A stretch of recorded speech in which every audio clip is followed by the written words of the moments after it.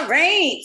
Well, thank you for those of you who have joined us for our 2022 Kickoff Challenge, which is going to be a neat challenge, literally and figuratively. And it's really about NEAT, which stands for, it is an acronym that stands for non-exercise activity thermogenesis. And we're not gonna break that down just yet. I'm gonna let you guys, I'm gonna let that soak in. And then we're gonna talk about it as we get into it. Does anybody have any questions? So I'm also putting out, I want you guys, this is also, I'm gonna do a little pop quiz.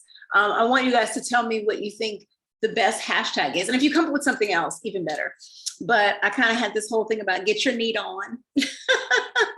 And then meet up, which is, you know, obviously what we're gonna be doing. Get up, get up. Is that what that is? Meet up, get up. NEAT up, it's got, you gotta get up your NEAT.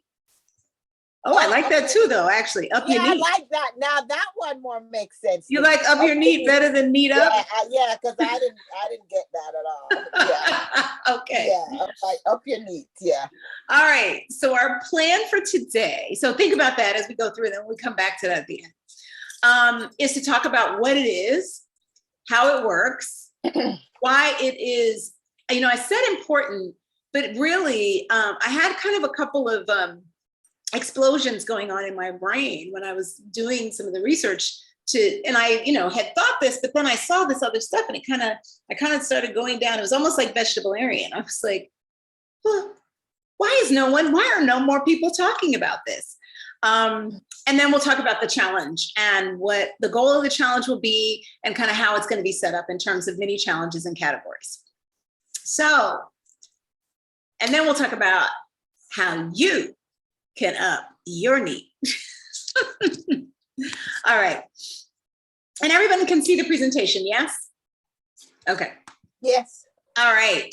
So I gave you the big words, and now I'm gonna kind of break it down a little bit, but we're gonna talk about, go back a little bit to come forward. So what is NEAT? NEAT is non-exercise activity thermogenesis. And what does that mean? That means that thermogenesis is really the creation of heat, right? Thermogenesis. It's the creation of heat and ultimately energy expended that is associated with what is called sort of spontaneous, but it's also non-exercise physical activity. It's not a specific thing that you're doing that is planned. So spontaneous versus planned.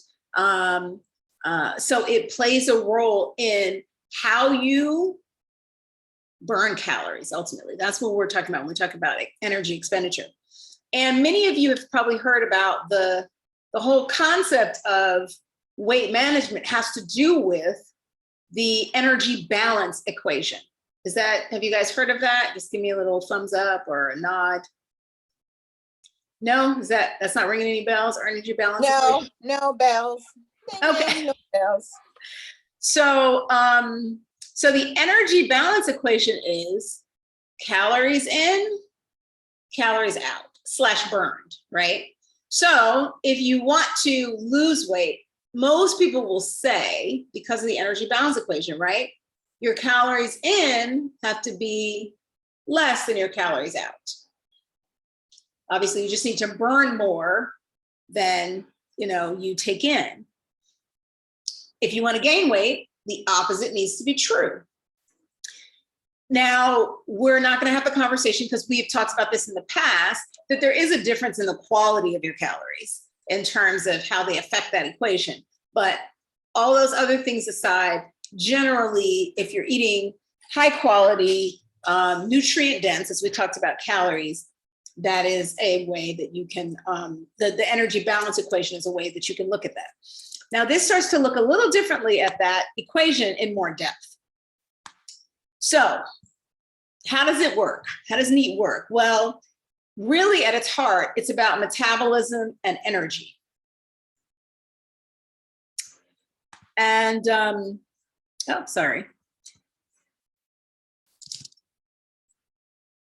I am just, sorry about this. I am going to, I lost my screen again. We're seeing the screen though. All right. So thank you. So it's all about metabolism and energy. And what is metabolism? Do you guys know what the metabolism is? What's your definition of metabolism?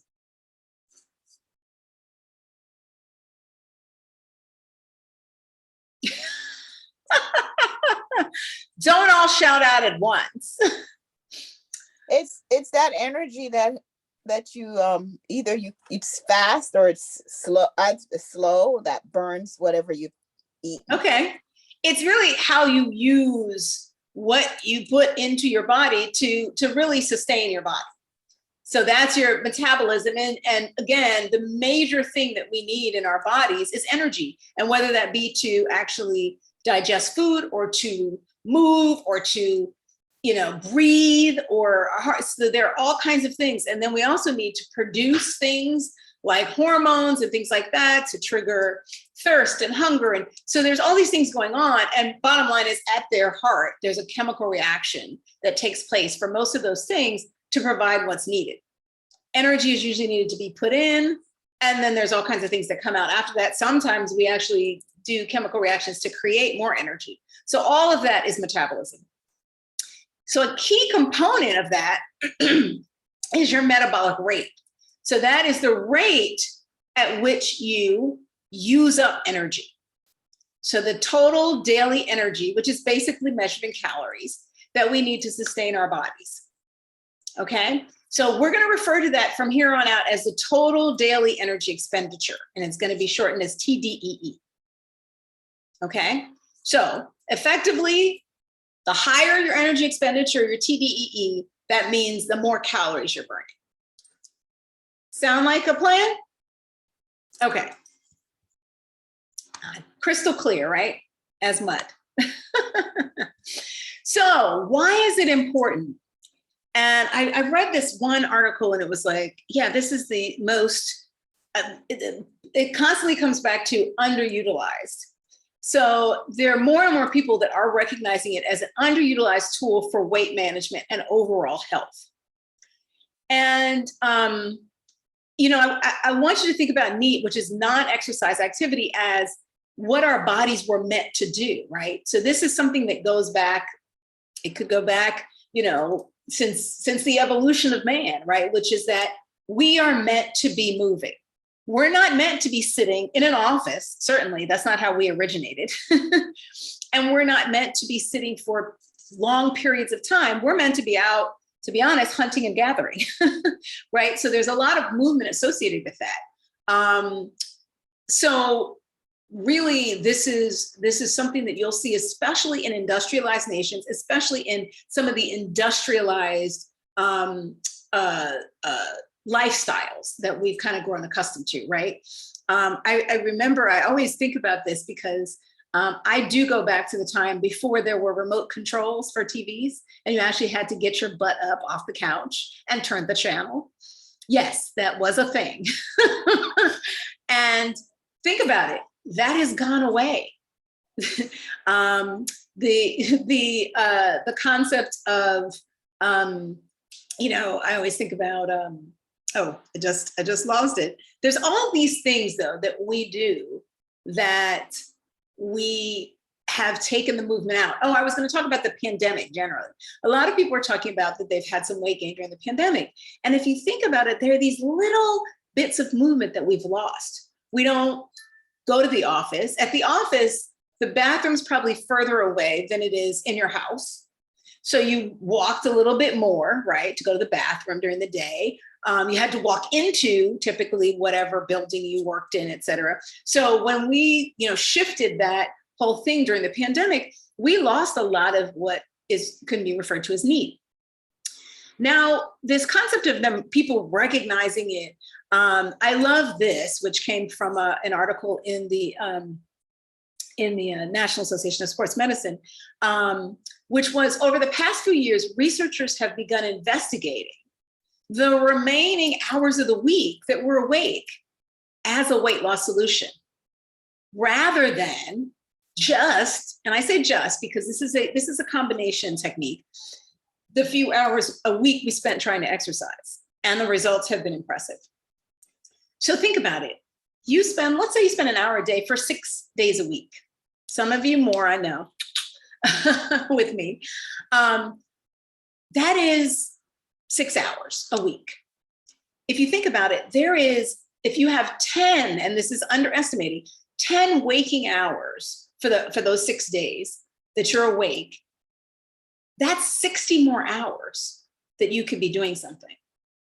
So if you do something for even 3 of those 10 hours, then you're still increasing the amount of work you're doing, calories you're burning, and that energy expenditure. So we're going to explore this in a little more detail.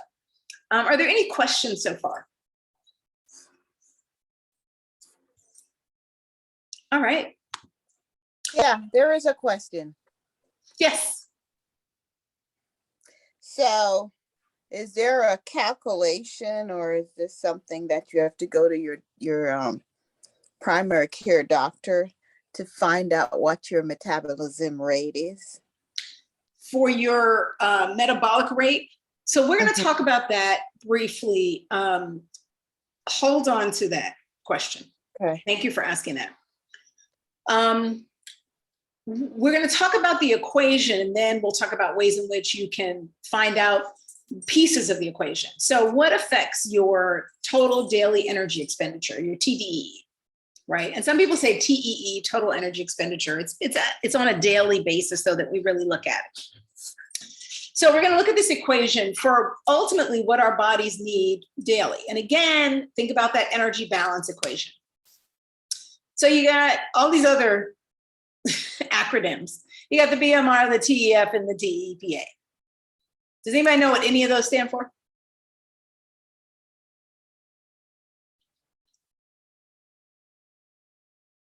You're like, well, the B, I'm not sure of B, body metabolism rate.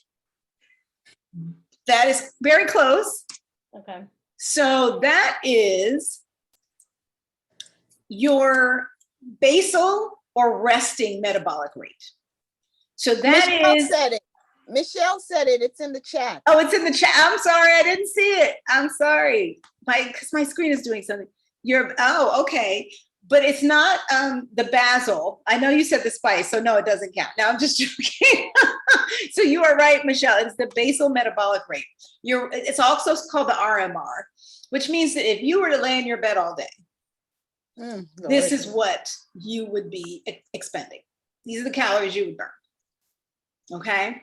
So it is for breathing, for, heart, lungs, all of those organs that need to, the various metabolic processes, everyday cells that need to die and new cells that need to be created. So this is 60 to 75%, and it varies. And we'll talk about how it varies. Some of it you can affect, some of it you cannot, obviously.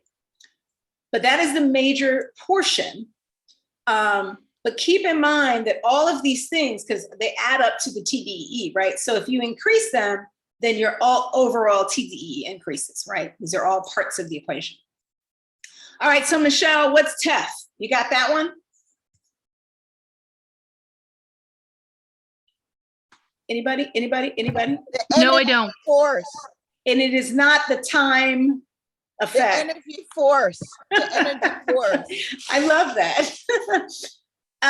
It is the thermic effect of food. So what do you think that is? What do you think that means? So you got rest. This BMR is your rest. What happens? When does Teff kick in? Well, when you eat the food? When you eat the food. You have to digest it. You have to absorb it. That takes energy, right? We're talking about those chemical reactions, right? There's a whole lot of other chemical reactions that need to happen because you are consuming something that needs to be transformed into something you can use. Is that part of even the chewing too? So yes, all of that occurs. So digestion starts there. So yes, and then all the way through, including any other parts. Okay. From the, as they call it, from the rooter to the tutor. So colon and further. So that is the thermic effect of food, and that's 5 to 10%. They usually say that this is the most stable thing, right? There are a couple of things, but again, it's a smaller number. So again, you know, when you're looking at the total daily energy expenditure, you want to really affect those bigger things. And the last thing, I'm not going to make you guess, please but it don't. is the thermic effect of physical activity, which is actually the combination of eat and neat. What do you think EAT stands for?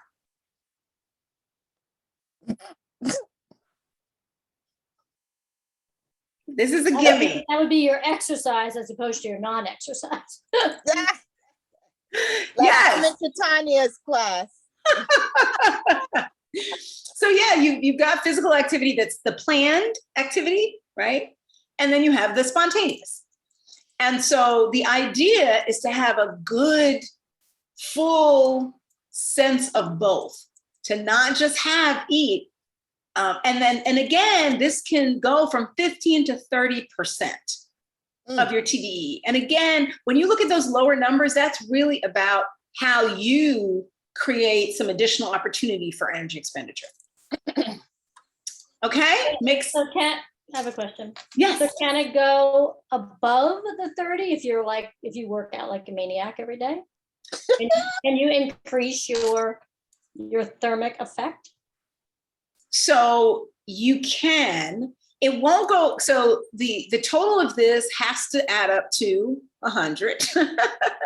But what happens is certain things that you do can affect the increase in TDEE. But what's going to happen is that it's still going to be 30%, but it's going to be a bigger number. So we'll talk about kind of how that works. So what you'll see, and I'll kind of give you a little preview here, is that with the physical activity, you actually are going to be also changing your basal metabolic rate potentially with some things that are the result of that. So that's where they start to work together to increase overall, but your percentage is pretty much capped at 30. You know, this is all, everybody has slight differences, but yeah, it's when you increase it, you're pretty much increasing everything at some level. All right. Okay, any other questions? This is where it's going to start getting exciting. And it may be just me because I'm totally into this science now. Oh. That sounded interesting. Okay, so we're going to take each one in pieces and talk about how we can affect them, right? So let's start with BMR. And what does that stand for again? Basal. Basal metabolic rate. Or Basic. Or what's the R stand for if it's RMR? Rest. Resting metabolic rate. So it's what you are doing at rest, okay? So basically the three things are when you're resting, when you're eating, and when you're moving. Those are the three parts of the equation, which makes sense, right? You got the base, so you don't have to do anything, then you eat, and then you move. So it's the kind of three. All right, so we talked about this, basal or resting. How do you affect it? Okay, there are ways to get it up. Anybody have any ideas about the major thing to increase your BMR? Heart rate. Not heart rate. Well, if you increase your activity, does your BMR go up? So strength no, exercise. because remember, this is when you are resting. I know it's when you're resting, but if you're doing more normally than you would have done before, then at rest, aren't you burning? Isn't your number going to be higher or no? So yes, but what that movement is affecting is your body mass. One, to start, we're going to talk about a couple things. So when you increase especially your lean mass, so we've talked about this before, your muscle mass burns more than your fat mass. So the more muscle you're building, the more you are burning at rest. So this is, I think of this as kind of like passive income, right? This is, you don't have to do anything and your body's just doing the work for you. So All do right. more strength training. Is that So what you're saying? that will get into, yes. So how do you create more lean muscle? You have to do something that creates resistance and build that strength. Yes. This is the other part of it. Even if, it's great to do the strength. That is probably the top one. After that, you will have adaptation from your body for physical activity. What does that mean? That means when you do physical activity, your body changes how it processes things. And we've talked about that when we did the core challenge. We talked about when you do more physical activity in the core, that has something to do with the lean mass, but it also has to do with where those muscles learn to utilize energy more effectively and efficiently. So that actually increases your rate of usage by those muscles. So not only do you having a good proportion of your body being muscle and lean mass, but also the fact that those muscles learn to be better at burning. That's what physical activity does for your body. Oh my, that sounds like science. Okay. Do I need to make it? Let me just, so bottom line is. No, I get okay. it. I get it. Oh, you like the science. Okay. I was like, I heard you yawn. I was like, I don't hope this is. No, I did not yawn. I didn't. I was just like in awe. I said, I get it. No. So we've known about these things. So these are things that are known. We're going to get to kind of the sort of untapped stuff soon. The other things that can affect BMR, but this is not something that we want to do, is extreme temperature, because your body has to, if you're cold, your body will automatically start shivering, is an actual sort of reaction to create more energy, and it will up your BMR. Illness and infection, that heat in your body you feel, your BMR is going up, as will drugs. So again, these are the things that I'm not recommending. That's why they're little. They can up your BMR. They usually are not sustainable. So another reason to not sort of go down that path. But I do want you to know that there are other things that up your BMR. That's why a lot of people, they get sick and they're like, oh, I lost, up 10 pounds. Well, yes, your resting metabolic rate went up, but not something you're looking for. All right, a couple of things that you can't really affect that do also raise your BMR. Your gender. Unfortunately, men generally have a higher BMR for the same body proportions that women do, as the women, similar women. Age. What do you think happens as you get older? Oh my, it's low. Yeah, it's unfortunately, as your age increases, your BMR does not increase. It goes the other way. Wow. But again, how you balance that is to create more lean mass, stay physically active. And then the growth period. So BMR goes up. Basically, your entire sort of childhood, your BMR is high because your bones are growing, your muscles are changing. There's a lot of things going on. So any growth period, pregnant women, they're building stuff. So any kind of growth that's happening will increase your resting metabolic rate. But again, you don't really control that. How does it decrease? Well, of course, if lean mass helps it, increased body fat takes it down. but as well, crash dieting, starving, fasting. Those are things, and what's really interesting about this that I wanted to sort of focus on is, and as this will affect the NEAT as well, is that when you are underfed, which means you're dieting, you're really tremendously reducing your calories, guess how your body responds? And people have probably heard talk about this, but it is a real thing. It stores whatever you've taken in as fat because you're starving. Well, it becomes conservative. Mm-hmm. It's like, I can't burn all this because I don't know when the next infusion, when my next source of energy is coming. So let me slow it down a little bit. And what happens is go ahead, June. Oh, no, I was just going to ask, what about intermittent fasting? Everybody's pushing. Yes, I would think. So I'm glad you asked that, because there has been some research that says that what they call diet breaks. So as long as you have breaks and you don't get your body accustomed to this concept of no food or very, very, very low, intake, you're better. So even if you go on a calorically restricted diet, what they recommend is that, I think the study that was done was 2 weeks on, 2 weeks off. And there were some other folks that I found that suggest like 5 days on. So it basically looks like intermittent fasting, because intermittent fasting has various sort of schedules that you can follow. So as long as your body cannot get sort of this feeling that it doesn't know, if there's a pattern where you kind of give it, now, having said that, so intermittent fasting, again, has some interesting things associated with it. I think I've talked about before that for women, most of the studies for the benefits of intermittent fasting have been largely tied to men.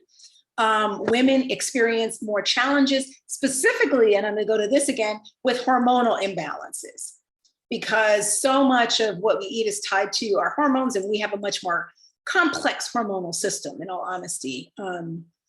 And so nervous system imbalances, any of those things, people who have thyroid issues, their BMR can go down, right? You hear about underactive and overactive thyroids. And then dietary deficiencies. If you're lacking the things that your body needs to do what it needs to do, it's going to slow that stuff down. So a couple of reasons to just really be aware of what may be, jeopardizing what you're seeing in terms of, particularly if you're interested in releasing weight. Any other questions? Great questions. Okay, so what have we learned from this for our BMR?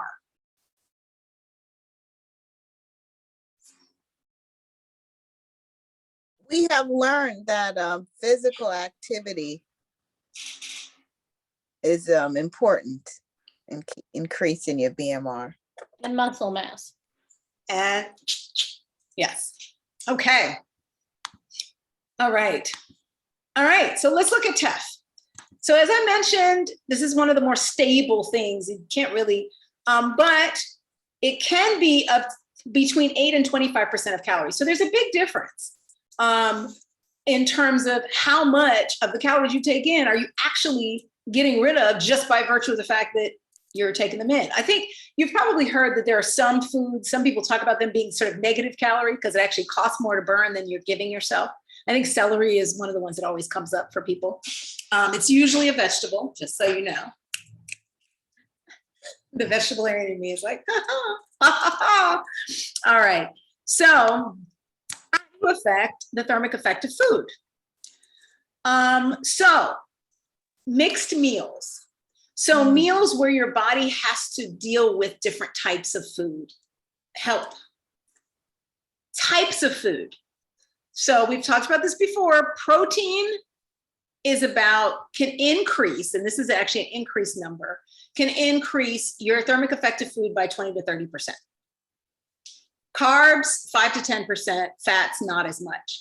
Now, please don't take this as a recommendation that you should just spend all your food, because again, the mixed meals comes in, right? So you do want to have the variety, but you do want to understand what things can have an effect. Because this is really just looking at this one little piece, but remember, your body is very, very complex. So this is not suggesting, this is just saying that that's one of the reasons why it's important to get variety. And hot and spicy foods can also, just as you would think, they give you a little thermic boost. Okay. And then our old friend, lean body mass. Because those muscles require more calories. So they're going to really create more thermic effect when you are processing the food. Okay. Adipose. So Teff tends to be the most constant part. So when Julie, when you ask the question about, can I go more than that? Teff is probably going to stay at in a certain range. So you may also see it as DIT, which is, we always talk about thermogenesis, right? So it's the diet-induced thermogenesis. So what kind of, burn are you creating with actually what you're eating? Okay, any questions on that? Okay, let's get to the exciting stuff. The Tepa.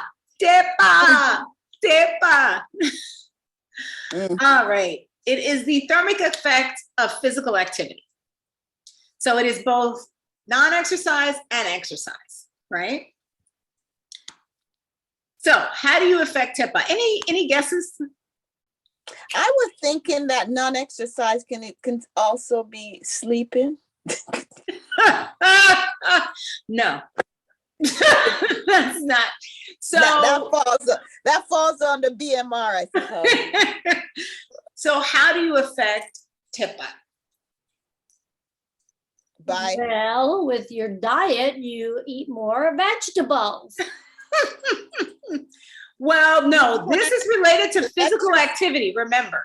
So remember, BMR was when you were resting. So go ahead. Do more exercise during your awake hours. Okay. Move. Let's get up more. Yeah, get up. It's get up pretty simple. Well, again, we're really going to distinguish between workout more or. No, I mean, like if you're sitting at your desk, like set an alarm to get up and move every 15 minutes. That's right. And I'm going to show you some interesting things where you may not even have to get up. I like that you said that. And then, of course, what else helps? So lean mass helps across the board. So that is something that is absolutely keep it moving. Okay. How does it decrease? Same things. Body fat, continuous. So this gets into this concept of the difference between intermittent fasting and sort of this continuous lack of calories in the body, this underfeeding, as they call it, and intense cardio. And I'm gonna caveat intense cardio. The studies that they did is, in the case that cardio makes you your bouts of cardio make you so tired that you don't want to move for the rest of the day, then that is detrimental. You can't have eat and it actually, excuse the pun, eat into your NEAT. If you're doing cardiovascular exercise so hard that you are actually sabotaging any efforts you have, because you're just so exhausted, you're just like, oh my God, I can't even move. And studies have shown that, that's something to be aware of. Okay. So you want to go, but you don't want to go so hard that you're absolutely exhausted afterwards. I have a question, because that hit me last week with the band class, because I didn't do anything where I was more exhausted. It's like, if you are just starting up something, some people's body, it gradually has to build up. Yes. So the interim, they're like exhausted from doing something, the muscle they haven't been doing before. Yeah. So they have to build up that tempo. Yes. So one of the things that is recommended is don't do too much too soon. Mm-hmm. It is better to, and particularly when we talk about strictly cardio activities, we're going to talk about my favorite activity, dance, and how it's actually contributing to both. But you know, we were talking the other day about, you know, Michelle, you were talking about starting to do the hurt and adding the dance, and whether or not you're going to do both.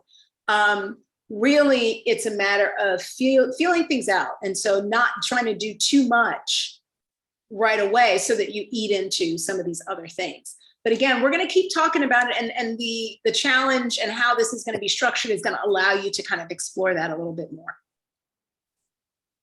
Okay. All right, let's get to NEAT.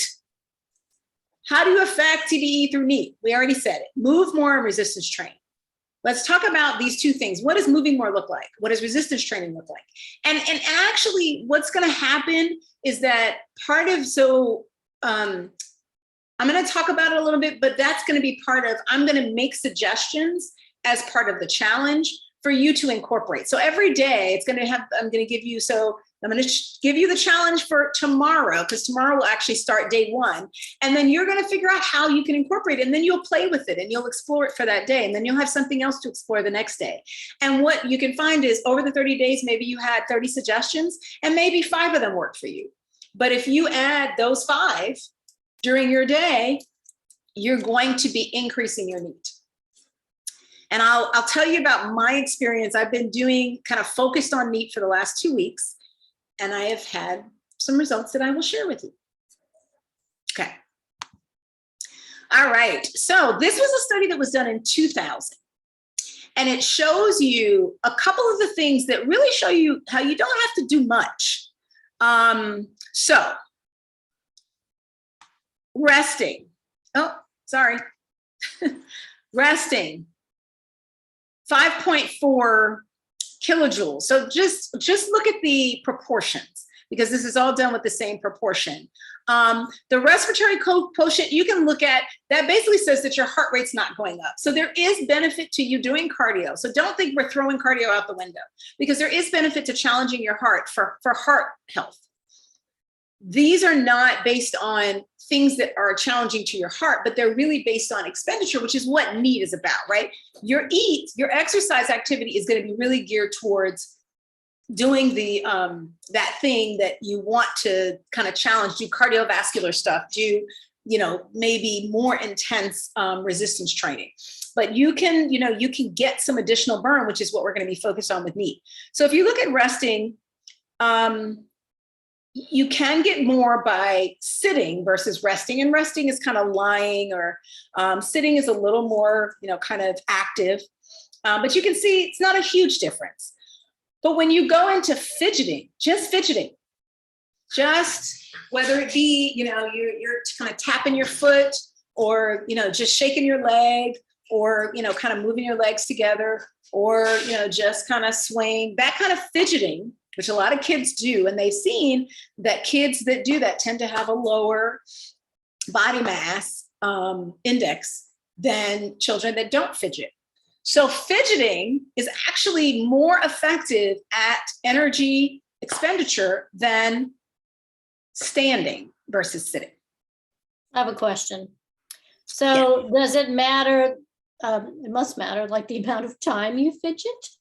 Do you fidget for just a minute, or is it doing anything, or must you fidget for 10 minutes? Yes, every fidget is energy. So yeah, so this is per minute, right? So if you're fidgeting, you'll get, let's say it's 8.2 for you. And then once you stop fidgeting, it's going to go down to 5.6 for the next minute.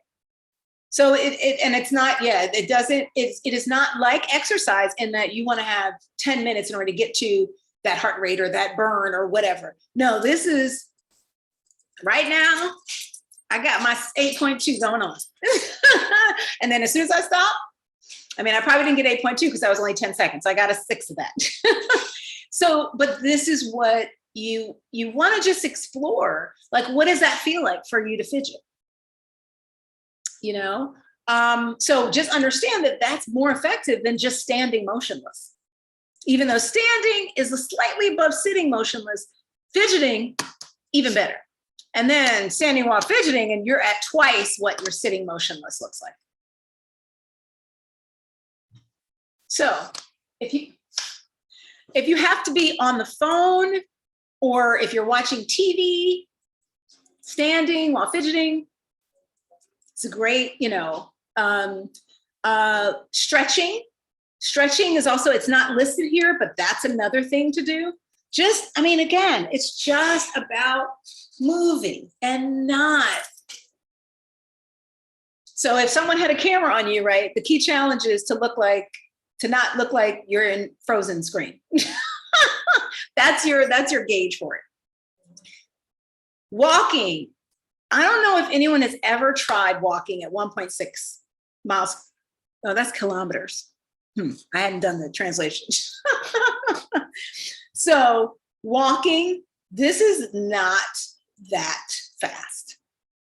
Because you guys know it's actually less, I forget the translation. I'm sorry, I'm bad at that. But, you know, a 10-kilometer race is less than, you know, whatever. So it's less than 1.6 miles per hour.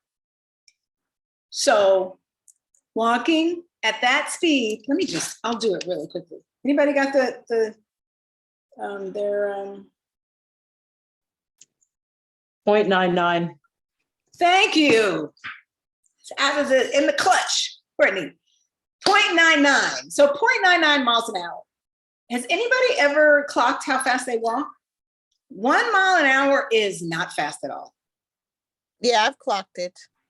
Now, what does that look like? 1 mile an hour is like, you know, if I were to walk around here, I could that would kind of be me. I mean, it's a stroll. It is a lovely stroll. So that's nothing. And you will be, so if you're on the phone, catching up with an old friend, stand up, take a walk at 1 mile an hour.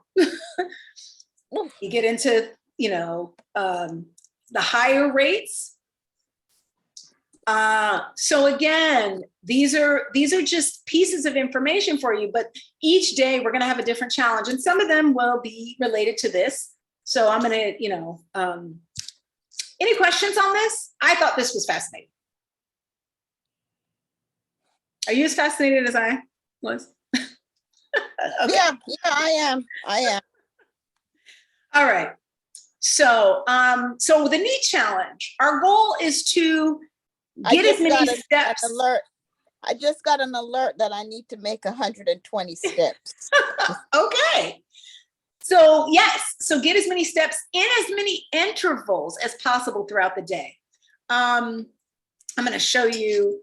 So if you remember, this is about spreading out the activity as much as possible throughout the day.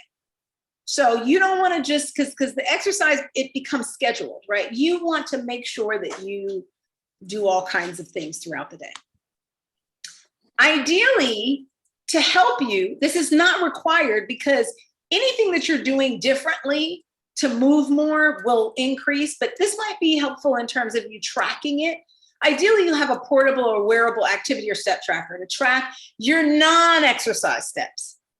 I'm going to encourage you, if you usually wear it to track your steps, especially when you're working out, to take it off when you work out and see how you can increase the steps when you're not doing your scheduled exercise activity. Because that's what this is about. Oh, that's a challenge now. but listen, there's no target. So it's not get 10,000 steps a day. This is about how can I keep increasing that? Okay. Now, I will tell you this, your tracker will not track your fidgeting. So not everything, I mean, if you decide to do that, maybe, but generally, yeah, your tracker. So that's why this is not absolutely necessary. You can still get some of this. It's very helpful though for the tracker, because it actually gives you an hourly breakdown of activity. And if you want to get detailed about it, I'm going to show you. I've been using, because you know I'm a Droid user, so I know that there's iHealth, but I've been using Samsung Health. And one of the things that I really like to look at is, I'm going to show you, let's see, I'm going to stop sharing for a moment. So it actually has, do you see my little green bars? Mm-hmm. And it actually has, you can't see them, but there are time periods when I have green dots, which is where I've been moving. So the green bars is when I actually went for a walk or et cetera, but there are green dots, and you want to have as many green dots as possible where you're not in that freeze frame state. Okay. And I don't know how iHealth works, but again, it's not about the spike. This is about how over time, how much can you maintain movement. Okay. All right. So what knee is going to be, it's going to be mini challenges. So every day for the next 30 days, you're going to receive a mini challenge to increase your NEPA, which is your non-exercise physical activity, right? Or your NEAT, your non-exercise activity thermogenesis. So you can explore adding, you know, that particular activity in some way into your day to increase your NEAT. Remember, as we talked about, start small, right? If there's something, most of what I'm suggesting is going to be non-exercise related, so it's not going to be that intense. But again, for you, don't try to, you know, fidget for an hour. Maybe you slow it down and do a couple minutes and see how that feels. And so just gradually come into it. I'm going to put these on social media. If you would like an email or a text, just please put that in the chat and let me know how you want to receive them, okay?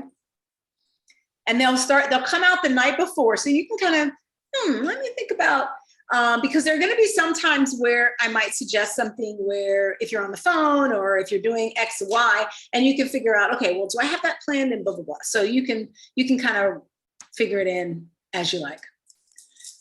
So they'll be on Instagram and Facebook. You can subscribe to EmBODY WELL. If you haven't yet, everybody here should be subscribed. You can also receive challenges by email or text upon request. So if you are watching this as a recording, you can always send me an email at embodywell@gmail.com to make any requests for email or text, and make sure you send your phone number if I don't have it. All right. All right, so there's going to be categories, and this is going to be, you know, helpful for you. And, you know, if there's a category for the day and you don't think you can do it or it's not really relevant for you, feel free to identify other activities in that day's category if that challenge will be hard for you.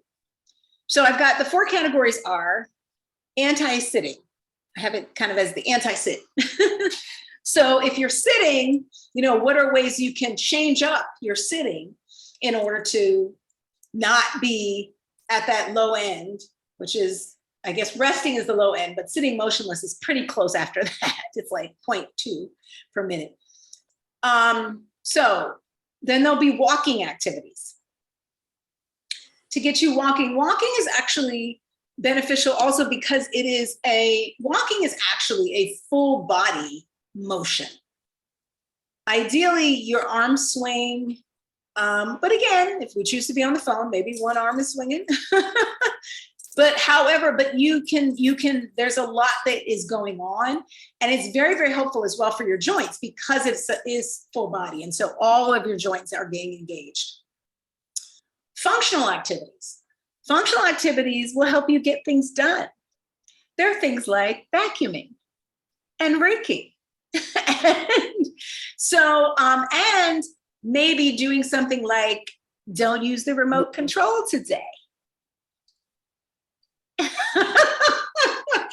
Get up and go, even though most TVs don't actually have, they don't have an actual channel changer. So maybe it's leave the remote up on, I have to look at what I put. I know I had something. It's leave the remote, but that's kind of part of why I'm suggesting explore it, right? And see, like, how can I get up when I might be sitting, you know? Blow leaves. Yes, blow leaves. So those are functional activities. They'll be indoors and outdoors. So again, some people are in different climates, so they may or may not be able to do certain things. So find something that works for you for that day that kind of challenges you. No. And then there'll be playtime activities. I'm going to suggest some things to really kind of take you back to your childhood when we moved a lot. Yes, we had the hand games. That was movement, right? We jumped rope. That was movement. We teased and hit each other. So those will likely be on the weekends. But you know, these are all also just suggestions and you know, proposals that I have for you to explore your NEAT.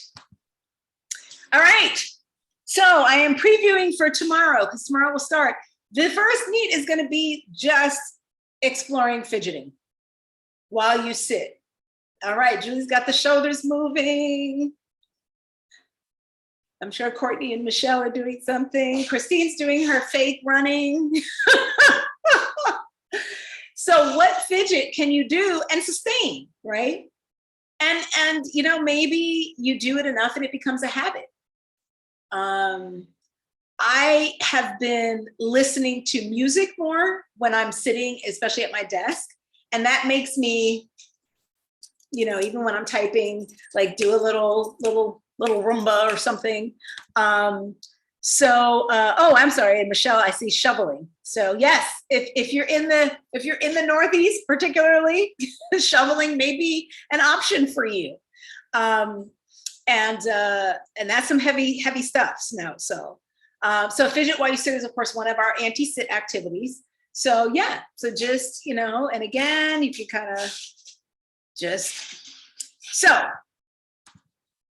how will you get your NEAT on, NEAT up your NEAT? So which one do you guys like?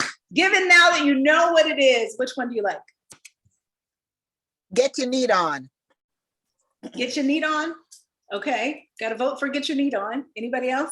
You I can have put a it in the new chat. one. I have a new one. Oh, Hashtag be a neat Nick.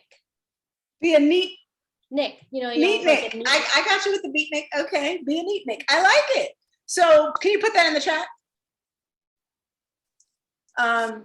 Yes, I love it. I think we'll use all of them. So The more the better. what's that? The more hashtags, the better. Yeah, that's what they say. All right, so I did want to tell you about, I actually found, so it's so funny because probably about 5 years ago, I was doing some research with someone, and it's actually about, they were selling these desks for children. And fidgeting is actually really good for children, not only in terms of, you know, childhood obesity, but also in terms of getting their energy out so that they actually focus better in school. So they were selling these desks that had a little, it's almost like a little bar that swung.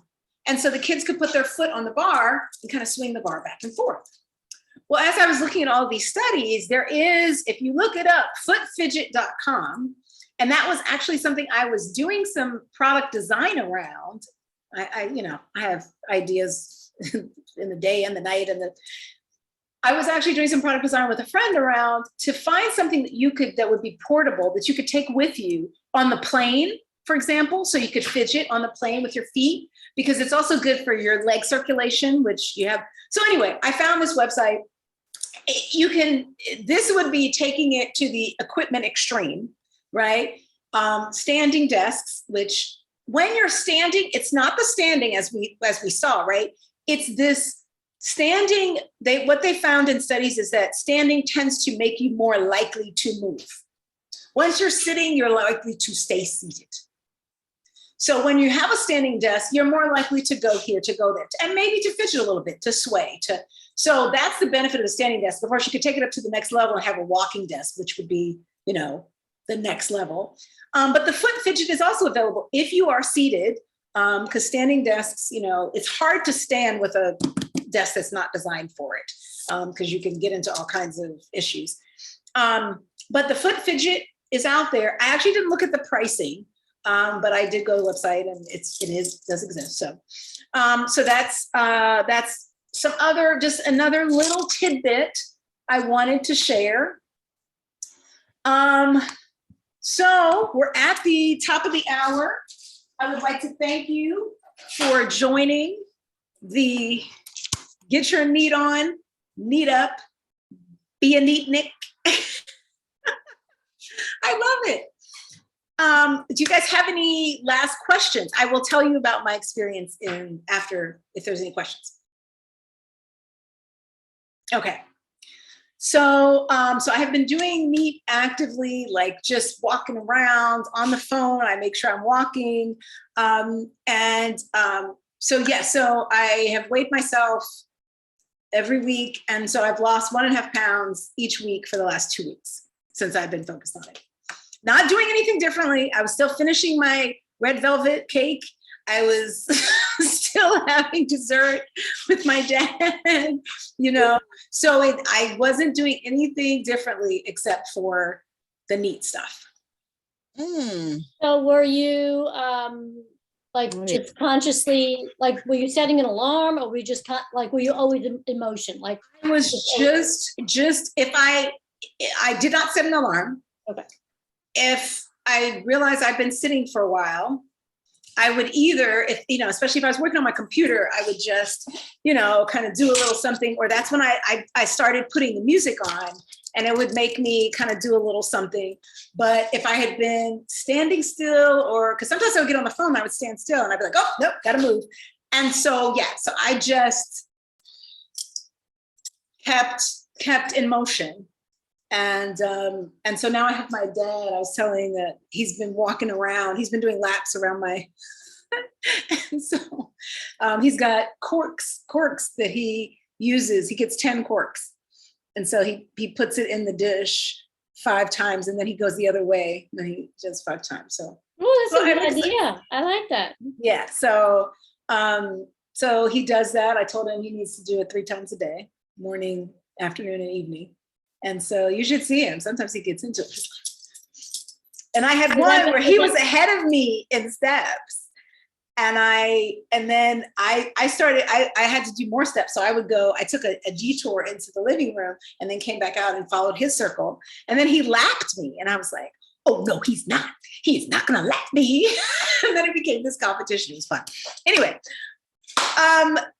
if there are no other questions, I'm looking forward to, this is a journey for all of us, but especially I recommend it for younger people to get in the habit of this, but then as we age, this is actually really, really great.